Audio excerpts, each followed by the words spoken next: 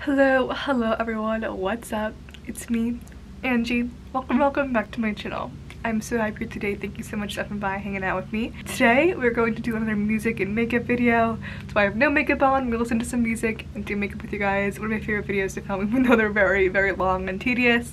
I love it so much. Today we're listening to Taylor's version of Fearless, the full album. So this will probably be a couple parts. I'm gonna do makeup, we're gonna see how many songs we can get through, and then probably have to do 2 more parts. I'm thinking this should be a 3-parter. But yeah, we're gonna do makeup with you guys, listen to some music, listen to Taylor Swift. I am excited. My favorite thing to do. I did previously do this series listening to Red by Taylor Swift, so I think that's a 3-parter. I'll link that in the eye or in the description below if you want to see that video. I also did another music and makeup video to Sabrina Carpenter's new album, Emails I Can't Send. I will also have that in the eye or linked below if you want to check that out. Before we get started though, I want to remind you guys to please subscribe to the channel. If you guys subscribed already, I would love you to stick around and hang out with me. I make all types of content related to music and makeup, so if you want to subscribe and stick around, that means so much to me. If you want to just like the video, that would help so much.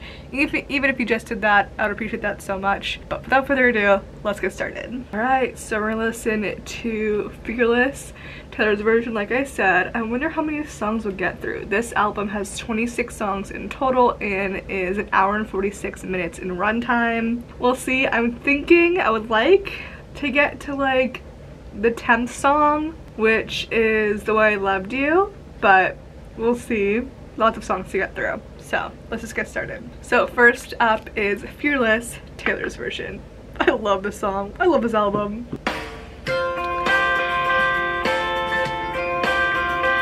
Like, my heart is so happy. There's something about the way he looks when it's nursery. Wanna ask you to dance right there In the middle of the parking lot.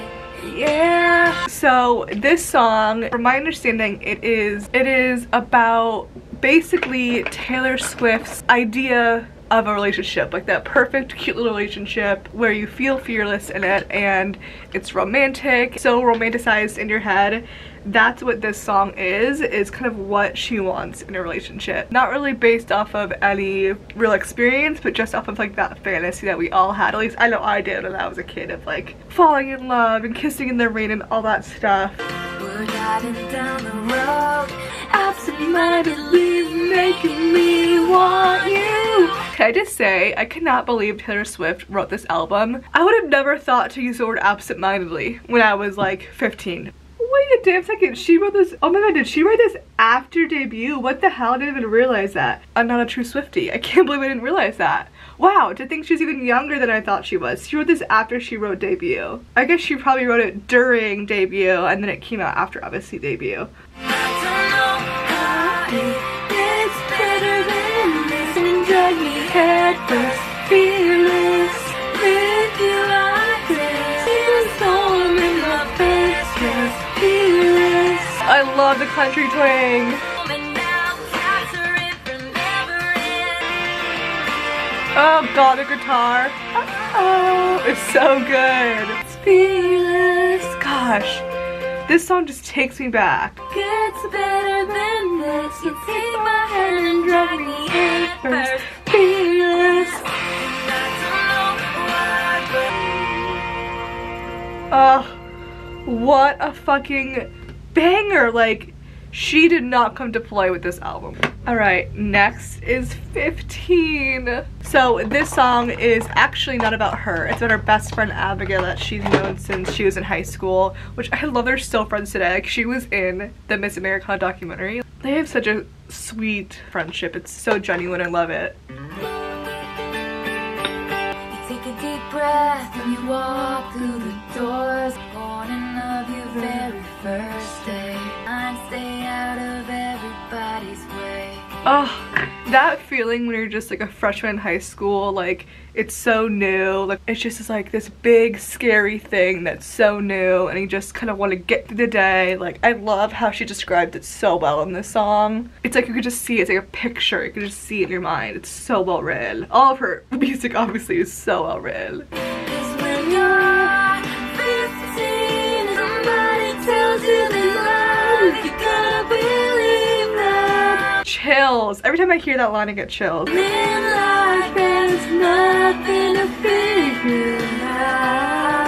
That line also just gets, you just feel like you know it all. Everything just seems so figured out, so grown up now. Like, I remember thinking I knew it all when I was fucking 14, 15 years old. Like, I had no idea what was to come in life. She is so fucking smart to even write that in a song. It's like amazing. This is life before you know who you're gonna be. The lyrics in this song are just so good. You sit in class next to a redhead named Abigail. Good enough, your best friends. In your life, but things greater than being the boy on the football team. And oh yeah, 15. Why am I so emotional? I could cry right now. It just takes you back. This song just takes you fucking back. Like, everything she says is like, yes, you were so right. Like, you get it. He had a fucking car. Like, that was the coolest thing. A senior boy has a fucking car.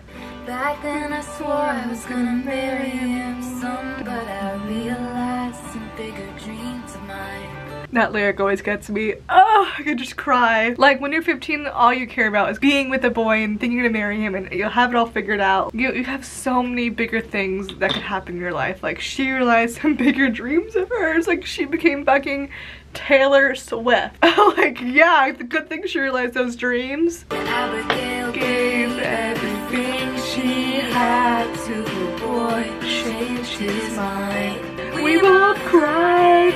I love that she made a song about the age of 15 because I feel like we hear a lot about the ages of 16 and 17 and older, even 12 or 13, like being young, but I feel like we don't hear about 15, and I love that she did that. Take a deep breath as you walk through the doors. I love how she like does that, where she just kind of ends songs on random like lyrics like that. In the beginning she kind of was saying like take a deep breath as you walk through the doors. It's your very first day of school, obviously like scary going to high school, but I feel like now it's like take a deep breath as you walk through the doors as you're recovering from this heartbreak. Like, I think it just takes on a different meaning. Like, I got 4 years left at this fucking place, like I just have to get through it. Like, just take a deep breath and walk through those doors. Like, it has a different meaning, not necessarily because it's your first day, but now just because of that heartbreak you're feeling. You're just trying to get through the day. School is just so fucking hard. Just take a deep breath, take it day by day, and walk through those doors. Next is Love Story. I think probably one of her bigger songs. Like, I feel like if you talk to a non-Swiftie and you're like, what song do you know by Taylor Swift, they're gonna probably say Love Story, I feel like. We were both young when I first saw you. See you make your way through the crowd and say hello. And I said, Romeo, take me somewhere we can be alone. It's a love story, baby, just say yes. So, from my understanding, this song was written because Taylor Swift had obviously read and known of the Shakespeare play, you know, Romeo and Juliet, and she didn't like the ending. I mean, obviously, spoiler alert if you don't know, Romeo and Juliet, they both die. So, obviously, not a very happy ending. And so, Taylor Swift wanted to write a song kind of reimagining that and having it be a happy ending, which I love. That. It's so cute. I love when movies and shows and even songs take from literary like context like that. Like 10 Things I Hate About You. How to feel the strings. He nails to the ground and pulls out a ring and said, marry me, Juliet, you'll never have to be alone. So if you've noticed, Taylor Swift tends to have lots of themes in her albums, and this is very much princess, fairy tales, pebbles, staircases, gowns. Like, she mentions a lot of that. I think even rain on the sidewalk and kissing in the rain, you hear that a lot. That's kind of the common thread through all the songs. This fairy tale kind of princessy world, which I love. I think every girl goes through that phase. I know I did. And it's just like that kind of relatable feeling of like wanting to be a princess and falling in love with a prince and kissing in the rain. And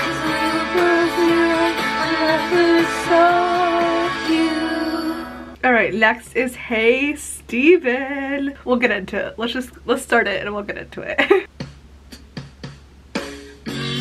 such a cheeky little song.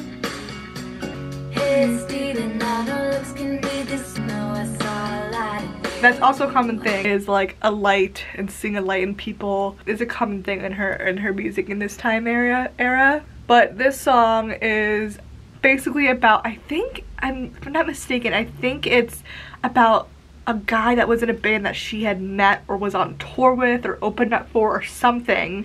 His name was Steven. She just had a little crush on him. It's a cheeky little song about how they should be together. It's just a cute little song that she wrote for him. It's cheeky and like flirty and just, it's so fun and cute. Hey Steven, boy, you might have me believing I don't always have to be alone. Oh, this is another thing. I feel like Taylor Swift has an issue with abandonment. See it and hear about it a lot in her music. I mean, growing up, I think that's why she dated so much. But I don't think she even dated that much. I think she did a pretty normal amount. I relate to her a lot in that sense of rejection and abandonment and insecurity when it comes to boys. Kind of mentions that a lot, like I don't have to be alone. Like, I think she has some sort of fear of being alone or something.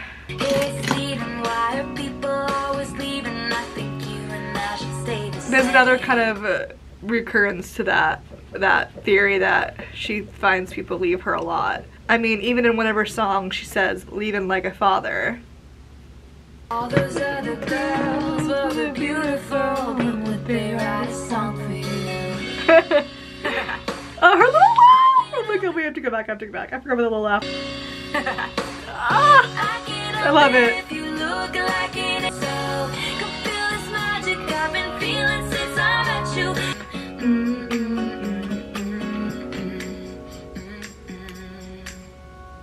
Oh, what a fucking cute ass song. Next is White Horse. Next is track 5, which is a common thing in Taylor Swift's albums, that on track 5 is always more her sadder songs. It's probably one of her most saddest ones. That is a common theme in all her albums, is always her track 5 being like her sadder song, her saddest songs, or at least one of the most sad songs. And on Fearless, it is White Horse. So let's listen to it.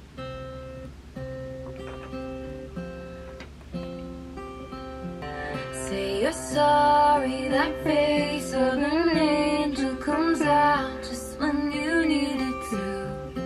Days drag on, stupid girl, I should've known, should've known. I love this song, but I hate that she calls herself stupid. I definitely don't think she would do that now. But I know when you're like that young, you're just like, oh god, how can I be so fucking stupid to just let this go on? Or how did I not say anything? How did I not notice? Like, you just feel so dumb when it comes to breakups. Sometimes you feel so dumb about feeling that way. Ugh. Not a princess, it's not a fairy tale. I was a dreamer before you went and let me die.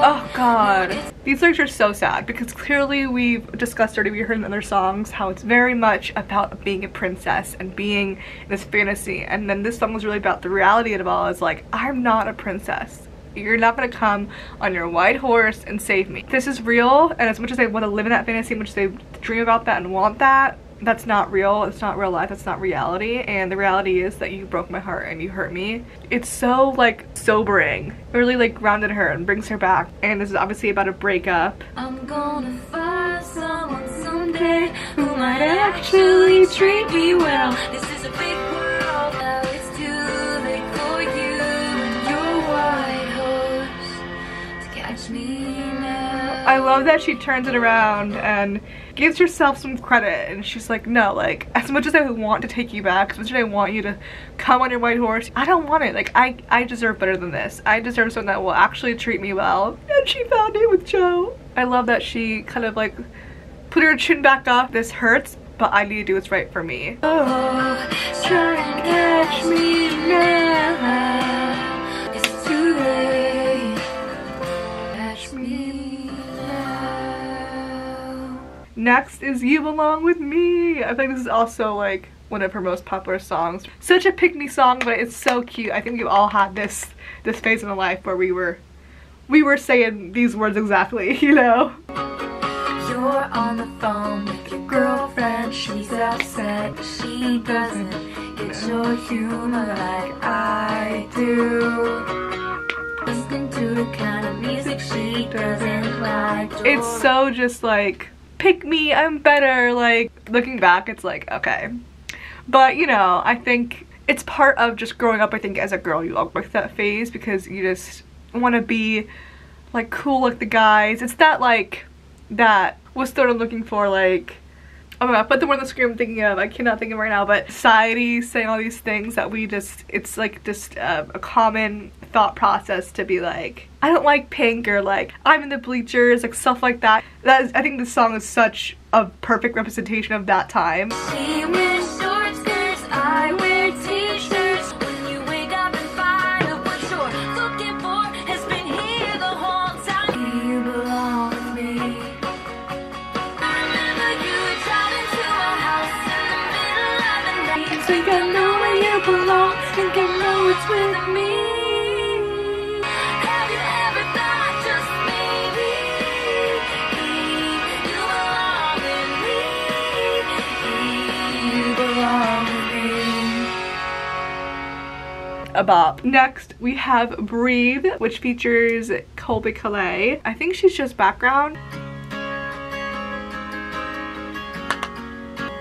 I see your face in my mind as I drive away. People are people and sometimes we change our minds. She also brings up changing minds a lot in this album. She brought it up in 15, and I believe she also says it in Forever and Always. She says that a lot, like that people are just changing their minds, which I think is such an interesting way to put a reason why someone breaks up with you, or you get broken up with, or why a relationship ends. And we know it's never simple, never easy, never a clean break, no one here to save me. You're the only thing I know. Love that little switch up in the melody. We know it's simple, never easy, never a clean break. It's such a perfect little switch up. It's just what we needed right there. It's so good. Her lyrics just capture exactly what you're trying to say. It's so well done. It's never a clean break. Someone always like feels more hurt, even if they say it's fine, you know? People are people and sometimes it doesn't work out.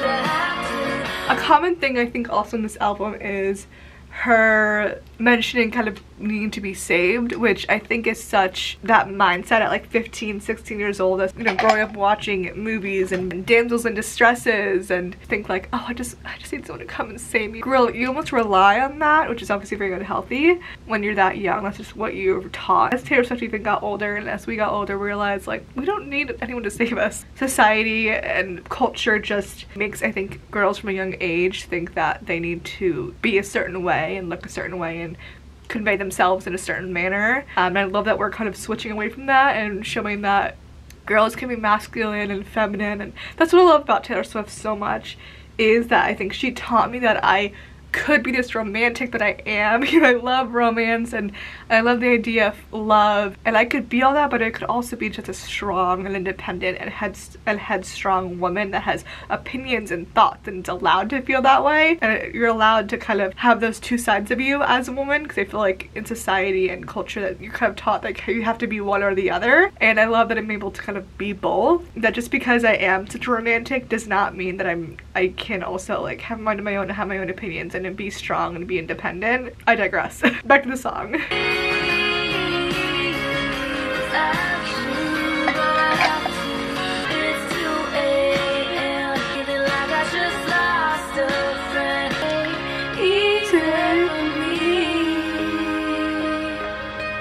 So yeah, clearly this is a breakup song. It's just kind of about just not being able to breathe. It's pretty literal. I mean, I get that, you know, I get like having a breakup and sometimes just crying so much you can't catch your breath, and it's like, how am I supposed to do this? How am I supposed to live with this person? You got so used to the idea of having this person with you. That loss of breath, feel it so much in your heart, physically, literally, but also like metaphorically. You kind of feel like you just can't breathe. So that heartbreak does that to you.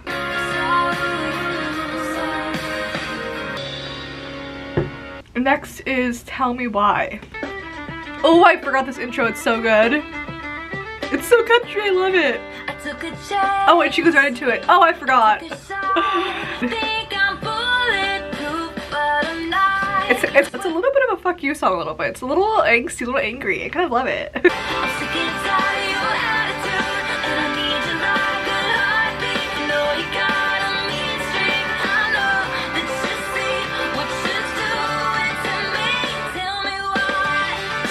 basically this song is about this. She's in this relationship with this person and she says like, I need you like a heartbeat, like, but you have a mean streak, you're toxic at times, and it's like, why are you being this way? I know there's something there, but you got a mean streak, so tell me why are you being this way? That's what I gathered from this song. Oh my god, the sass in this song is so good. These lyrics. Clearly this person is an insecure little guy, is what I think.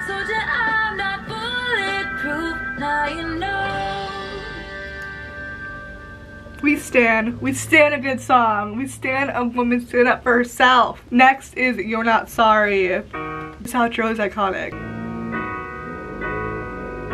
All this time I was wasting hoping you would come around, and you're thinking we'll be fine again, but not this time around. And now you're asking me to listen 'cause it's worth each time before, but you don't have to go. I won't pick up the phone. You're not sorry.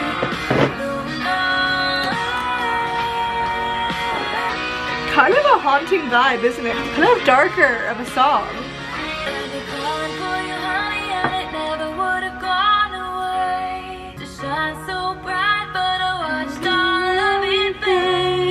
There's The Shining again. The Shining, the movie, talks about shining again. This time talks about the shine going away, fading away. So yeah, she's kind of just calling out this guy. She's like, you're not sorry because you've said you're sorry a million times and we're back here again. Like saying sorry, I've given you a bunch of chances. You're not sorry. We're done. This is the outro. She says like no a million times.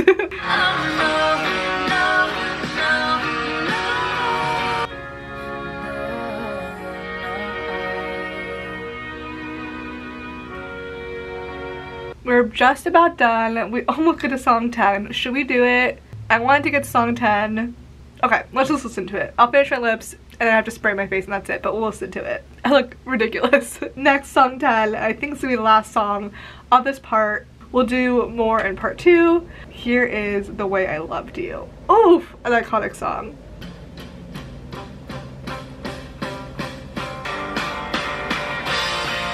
Oh, I love it.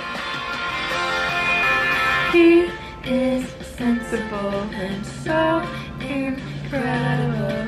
I couldn't ask for anything better, And I feel perfectly fine when I'm with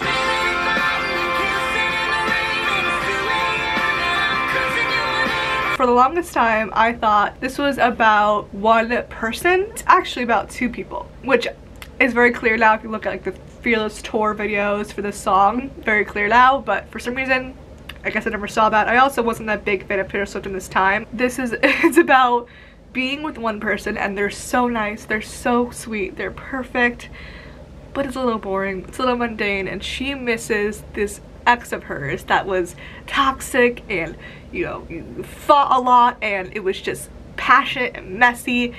And she misses that. She misses the toxicity while she's in this like perfectly sweet relationship where she feels perfectly fine. Not the best message to put out to people, but I think a lot of girls kind of felt the same way. That's why people stay in certain relationships for so long, because you're like, this is so passionate and we just love each other and blah blah blah, when clearly that's not what love is. Love is supposed to feel safe. So good, but it's like not a good message to send. And this song and Better Than Revenge, we just turn a blind eye because it's just so fucking good. She just really puts her all in this song, and in Better Than Revenge you feel it, you know?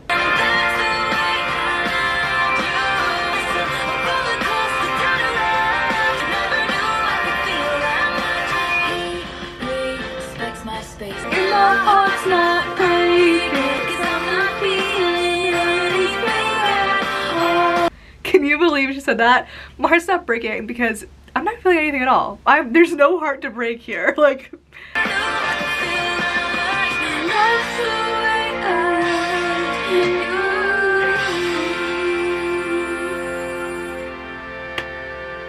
what a good note to end it on. I think I'm gonna end it here. Done with the makeup. I love how the makeup came out. I love a good simple eye. It's so pretty with the brown wing and the bold red lip. Ooh, I love it. Alright, but that's it for this reaction and breakdown commentary Fearless. I hope you guys enjoyed it. I know I had a good time filming it. Be sure to like and subscribe, and yeah, I'll see you guys in my next video. Alright, bye!